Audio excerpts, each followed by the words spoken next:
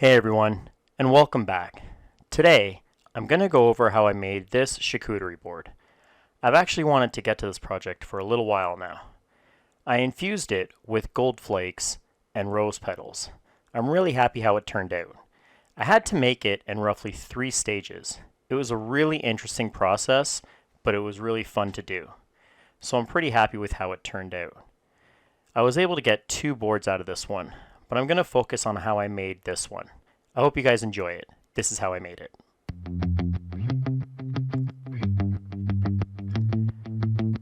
I started off by cleaning up the edges of the wood. I embedded these tracks in my workstation that come with these really handy clamps. It made doing this process really easy.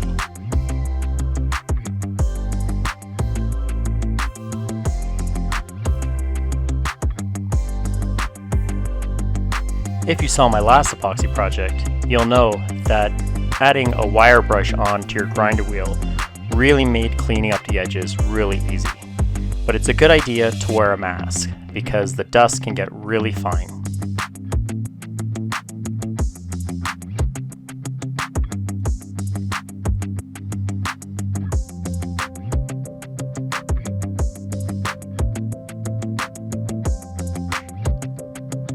I like this particular grinder wheel because you can actually mount the handle on both the side and the top, making cleaning up both sides of this really easy.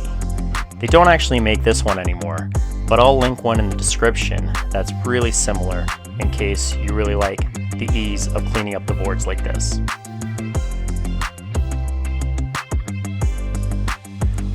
I'll also link the tracks and the clamps that I use that make this table really versatile.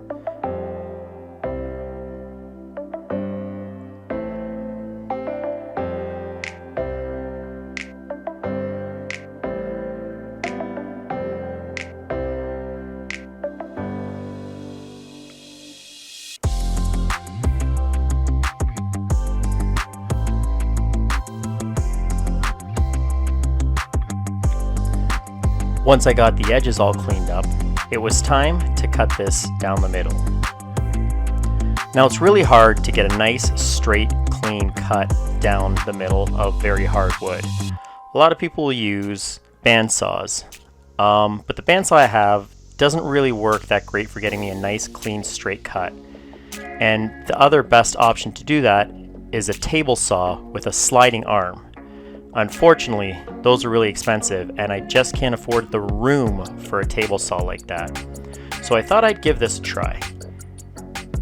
I taped a piece of really thin plywood to the bottom.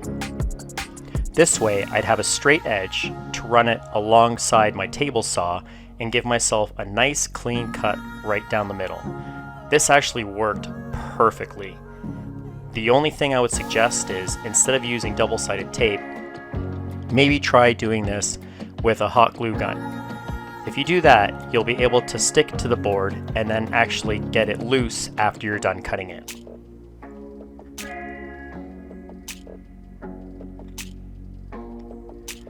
The other tip I have for this is to make sure you do this really slow. You don't want to push this through too fast. You want to make sure the blade cuts nice and slow. You're going to get some kickback and it's going to get pretty dangerous if you try to do this too fast. So be sure to really take your time with this and don't rush. Another tip I have is to use a very low tooth blade that'll rip through this pretty easily, but at the same time still moving really slow. So as you move, it cuts and cleans up at the same time.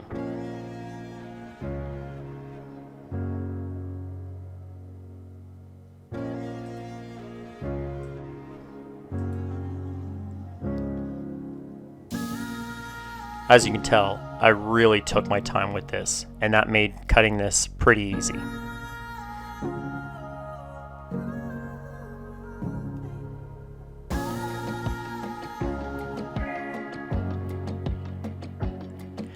I didn't want to edit this part too much, just so you can see how slow I went and you can get a good idea of how you can actually get a nice clean cut down the middle of a very thick board like this without the use of a table saw slide arm.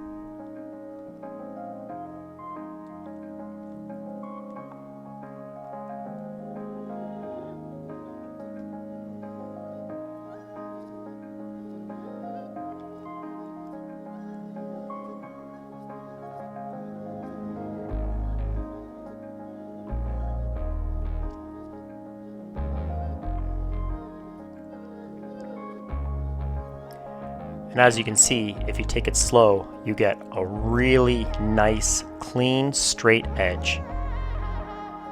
It worked great.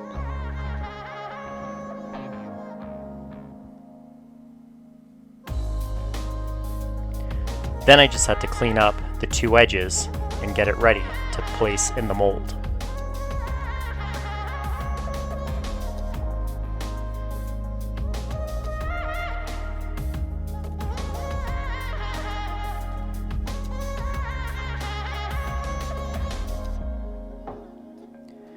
After I cleaned up the two edges, I just had to bring it down to the final width that I was going to use. So I was going to take it through my planer first. I didn't take it down to the absolute final width, I just got it close. When I first started, these were about a little under 2 inches, and I think I brought it down to about 1.5 inches before I got it ready for the mold. Now, I'm not going to show you how I cut the pieces for the mold because I'm actually reusing this from a project I had before. I'm going to link it in the description and both up top so you can see that process in case you're curious. But when you build a mold like this, you're actually able to use it multiple times and save yourself a lot of money and a lot of effort.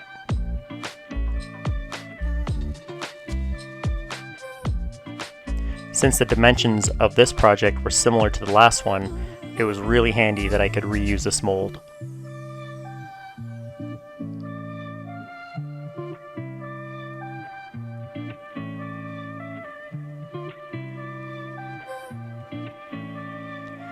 The only thing was with this one, since I'm reusing it, I'm not sure if there's any areas where something might leak through that I couldn't see when I put it together. So I thought I'd be a little cautious and use a little Tyvek tape on the outside. In case a little bit of leakage were to happen, this would give me lots of time to be able to seal that hole.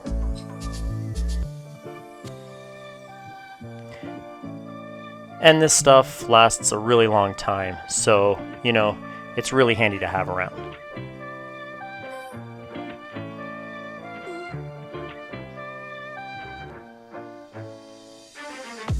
Now, just like last time, I had to seal up the edges. And the caulking worked great last time, so I decided to do it like that again. This really helped and made sure that I didn't get any leaking through any of the edges.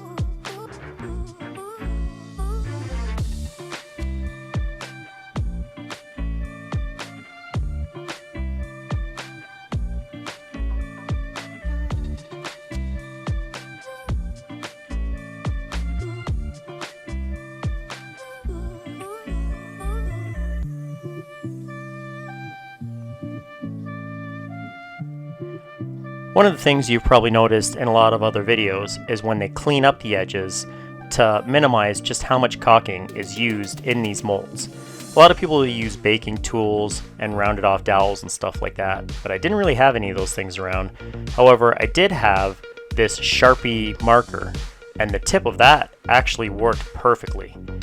It cleaned up the edges and it made it really easy for me to peel off the excess and leave me with a nice, clean, minimal caulking line, which made this really, really watertight. The only annoying thing is you really want to get to this project, so once you do this, you have to wait for it to dry a couple hours, and then peeling it off makes it really easy.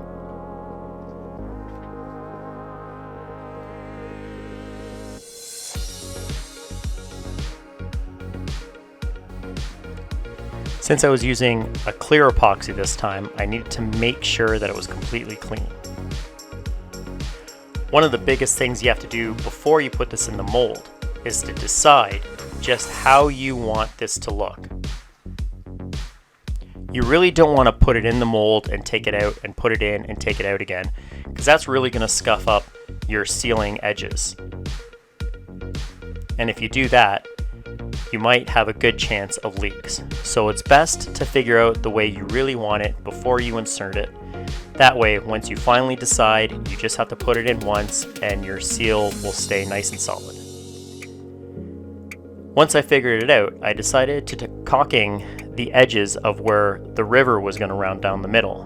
This would minimize how much epoxy I would lose through the bottom that would have ended up having to be cleaned off. It actually worked really well. However, if I could suggest one thing, I didn't wait for this to dry. I just caulked it and then put it in the mold.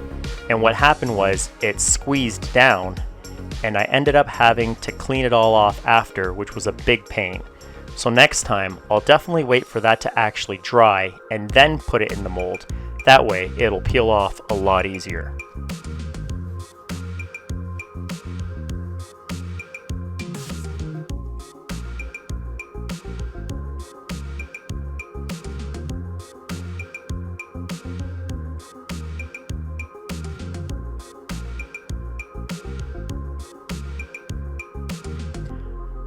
Now that everything's sealed, it was ready to clamp it down. Remember, this is basically just wood sitting in a puddle of liquid, so it's going to float around. So you definitely need to make sure you clamp it down so it doesn't move. Again, I'll post links to my last video of the last epoxy project I made. That way, if there's anything I missed here, you can check out that one because it was pretty in-depth how I made that last project. Next up, I had to take the measurements to find out how much liquid I actually needed for this. I wasn't going to pour it all in one shot. This actually had to be done in about 3 stages. However, I needed a basic idea of how much I was going to need altogether, and it turned out to be about 15 liters.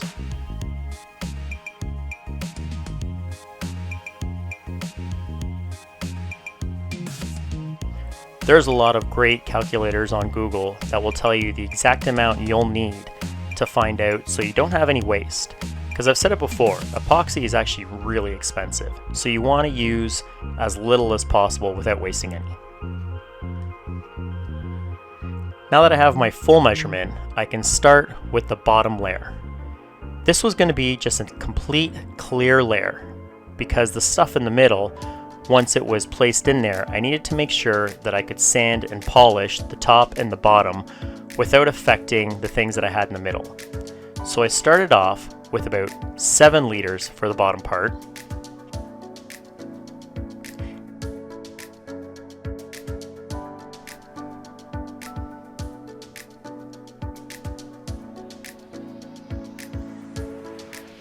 The instructions tell you that you can basically mix it until it's clear or for about 5 minutes. I usually like to do the 5-minute method even though it's pretty clear long before I'm done that. I would rather just take the extra couple minutes to mix it, and that way I know it's really mixed well.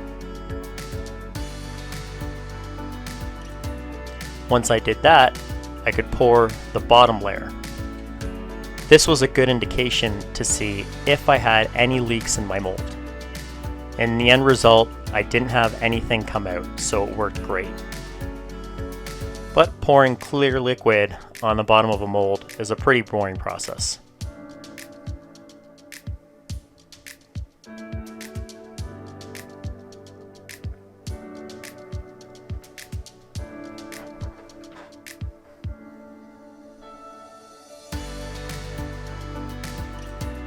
I use my torch to pop the bubbles, which is pretty much the best method. You can use any kind of heat source, hair dryer or heat gun will work, but I find a torch just does it really fast and they're really handy to have around.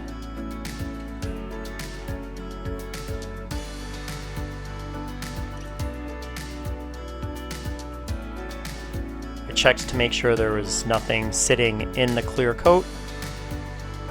Once I was happy it was all clean, I left it for a couple of days for it to harden fully. Now I took my dry rose petals, and I placed them somewhat around to see what it would kind of look like. The first thing I was going to try was to kind of have the rose petals sitting on the bottom of the mold, and then to have the gold flakes floating around. So to do that, I needed to somewhat place the rose petals in the pattern I was hoping to have. I knew once the liquid poured in, it was going to move everything, but I thought I would just try to set out a pattern that I was happy with so I could move everything into place after. At that point, I started mixing the next batch of liquid, and this batch I was actually going to mix the gold flakes into so that hopefully they would float around in the mold and the rose petals and the gold flakes would have kind of a nice mixture.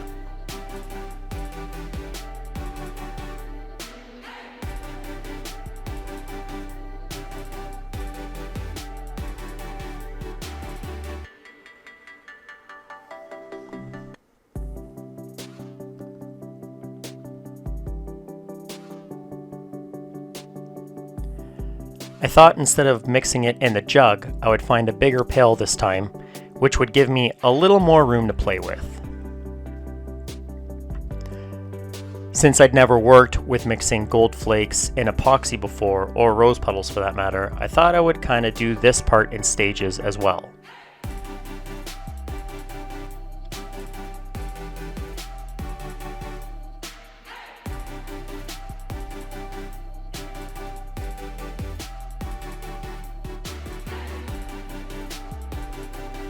I didn't want to mix all of the epoxy with the gold flakes just yet, just in case it didn't really work out the way I'd planned. So I thought I would do 2 separate batches here. I got these gold flakes off Amazon, which I'll link as well. There was actually way more in here than I could have possibly imagined. I thought I was actually going to use the entire batch, but I used less than a quarter, and you're about to see that it really filled in this entire batch.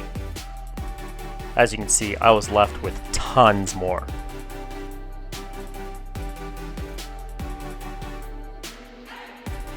But mixing this part was really cool.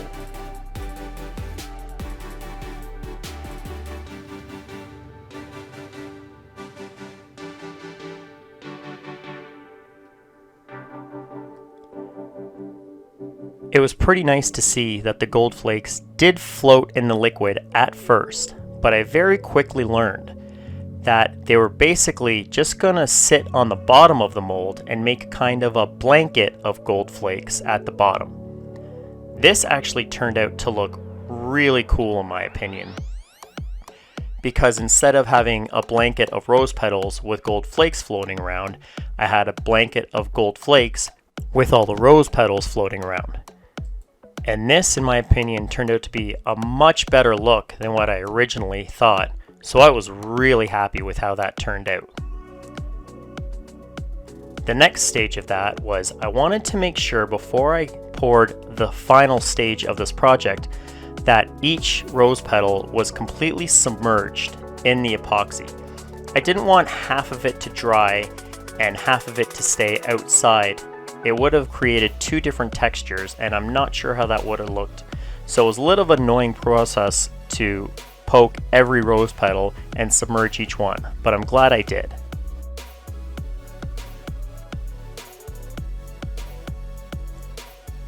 Once I got every rose petal submerged, it was time to pour the last little bit of the mixture in. This was going to move everything around again, so then I could finally place everything in the area where I wanted it. The great thing to epoxy is that since it takes so long to cure, you really have lots of time to play with and to change things around and see how you're going to like it for its final process.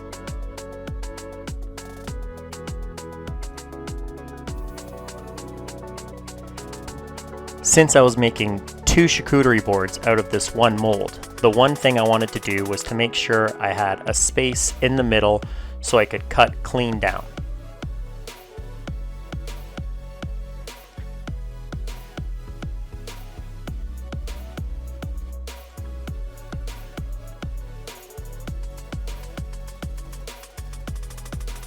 Now that I was happy with the placement of everything, I just had to pop the bubbles and then wait some time for this to cure for the final pour, which was going to be just one more clear coat.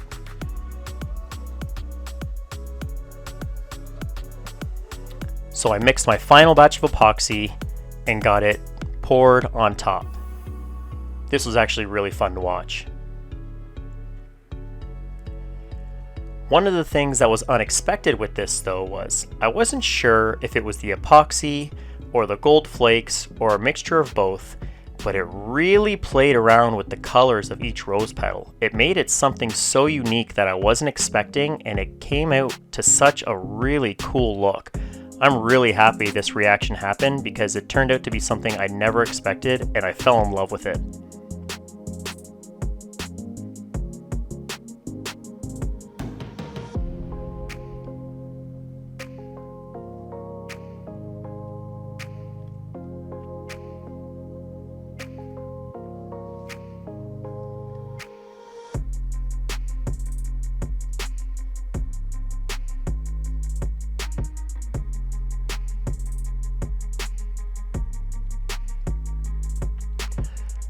Now that everything was done, all the levels were finished, it was time to remove this from the mold. So I took the clamps off and got it ready to demold.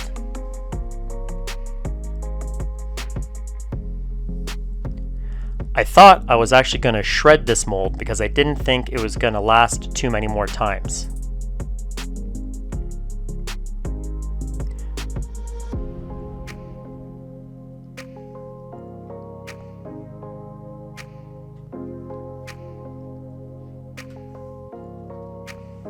But once I got it all ready, I started taking it apart and quickly realized I was actually going to be able to use this mold again, because after I demolded it, everything was still in perfect condition. So a lot of people will tell you that the melamine with the Tyvek tape is a little overkill. Personally, I think it's great because now I've been able to use this for up to 3 projects now.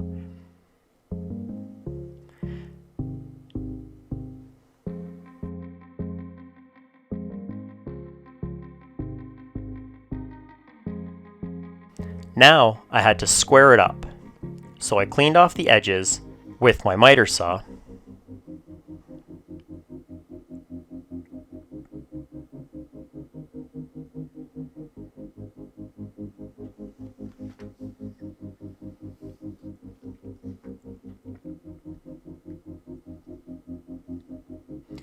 And I cleaned up the sides with my table saw.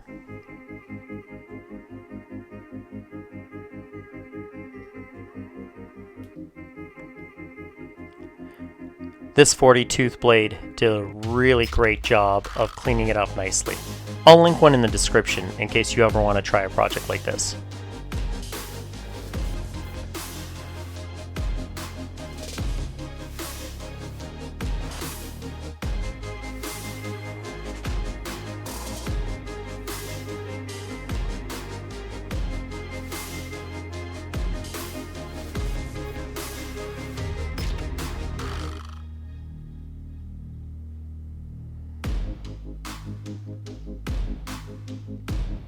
Now that everything was squared away, I could cut this down into the 2 boards that I was going to make. I can't remember the exact measurement of how I made each one, but it wasn't 100% imperative that each one was absolutely exact, as long as it was close. I was a little worried that cutting through this might affect how the gold flakes were, but it came out so nice and so easy.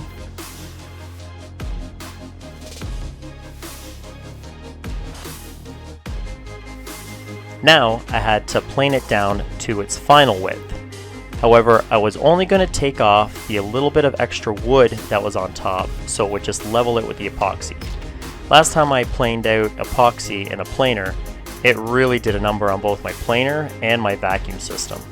So this time I just took it down to where the epoxy was and let my sanding discs do the rest. If you're going to really level down and make an epoxy project a lot thinner than it needs to be, I strongly suggest you maybe put together a router sled.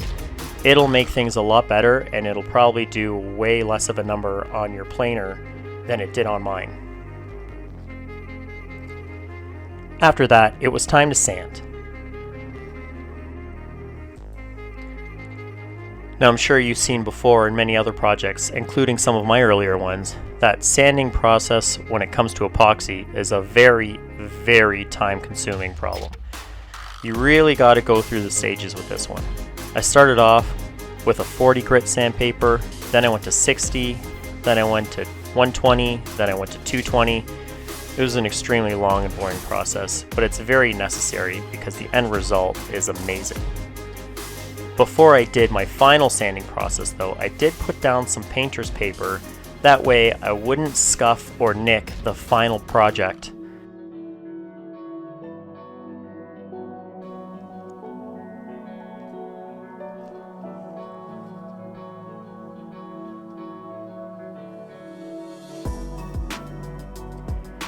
Now, since I wasn't going to be drilling in or cutting out any kind of hand holes or hand placers in this, I thought I would round both the top and the bottom of this board.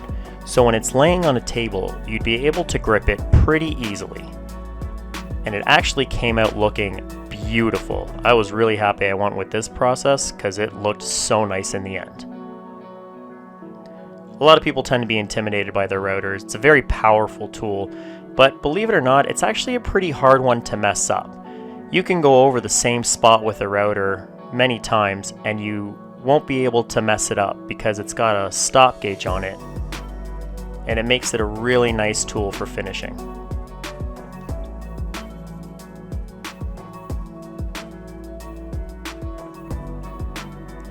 Once I was happy with the routed edges, I just had to do another final sanding process so I could move any of the scuffs or nicks that was made by the router. Doing this also gave it a really nice, soft, rounded edge that I'm really pleased with.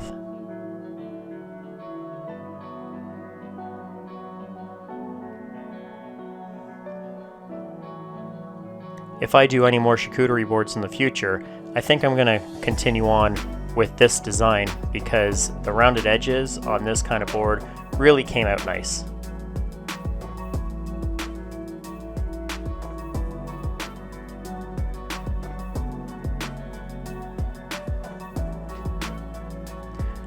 Now, after all that, it was time to finish it.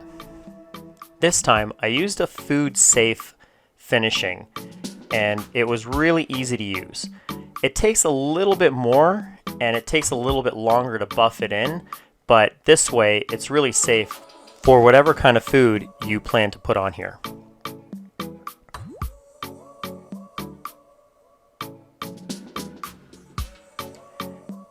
This finish really did a great job of bringing out the texture in the wood as well.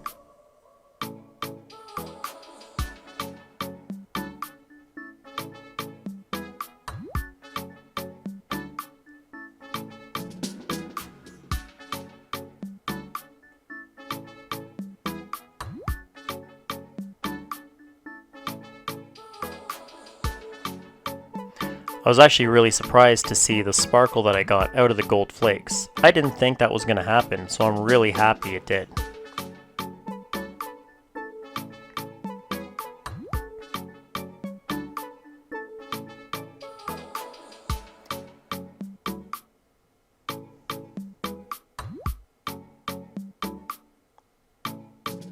And there it is, the final product. I'm so happy with how this turned out. This was something so unique. I've never seen anything like this before. The gold flakes and the rose petals really came together nice, especially with this kind of wood.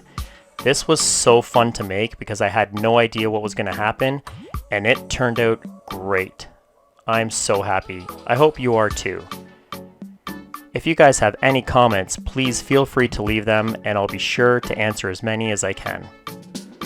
If you liked how this turned out, please consider hitting that subscribe button and that like button.